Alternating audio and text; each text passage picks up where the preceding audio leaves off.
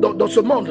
Hein? Vous êtes des diplomates qui visitent la terre pour aider le royaume à rapatrier le plus de personnes déchues de leur nationalité céleste. C'est pour cela que Dieu vous envoie dans ce monde. Vous êtes un diplomate, vous n'êtes rien d'autre qu'un pèlerin au service du Seigneur, même lorsque vous n'êtes pas appelé à prêcher à des foules. En tant que père de famille, vous devez donner l'exemple. Vous devez influencer vos enfants. La Bible déclare dans Genèse chapitre 47, verset 9, Jacob répondit à Pharaon, les jours des années de mon pèlerinage. Regardez comment Jacob définit sa vie. Il appelle sa vie un pèlerinage. Et j'aimerais que quelqu'un comprenne ce qu'un pèlerinage signifie. D'après le dictionnaire, le pèlerinage est un voyage vers un lieu de dévotion. Un voyage que fait un pèlerin vers un lieu de dévotion.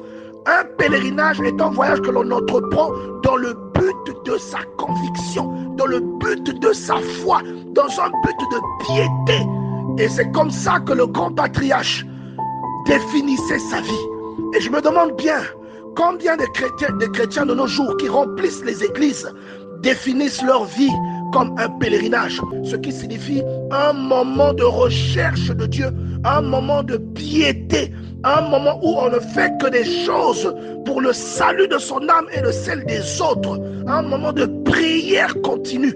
Combien parmi nous, bien-aimés, combien de chrétiens parmi nous font-ils ce genre de choses? Moi, je me le demande aujourd'hui. Vous priez beaucoup. Qu'est-ce que vous avez fait pour que le royaume de Dieu essaie de récupérer toutes ces personnes qui ont été déchues de leur nationalité céleste à cause du péché?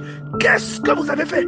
Dieu ne vous envoie pas sur cette terre seulement pour parler en langue. Dieu vous envoie sur cette terre pour convertir les âmes. Dieu vous envoie sur cette terre pour annoncer la bonne nouvelle.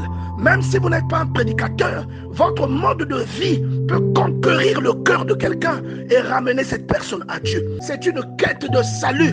Ce que vous faites durant votre passage dans ce monde détermine ce qui vous attend de l'autre côté. Le croyant n'est rien d'autre qu'un pèlerin. Je répète, le croyant. Si tu es un croyant, sache que quand tu es dans ce monde, tu n'es rien d'autre qu'un pèlerin. C'est à ça que Dieu t'appelle. Lorsque quelqu'un te voit, il doit apercevoir Dieu derrière toi.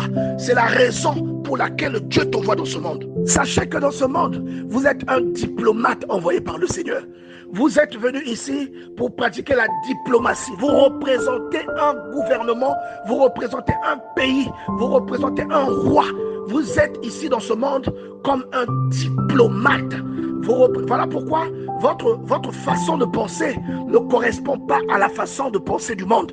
Voilà pourquoi votre logique, et même la logique de votre constitution, ce que l'on peut appeler communément comme la Bible, voilà pourquoi cette logique-là, la logique de votre code Rousseau, la Bible, cette logique est une logique complètement différente de celle du monde.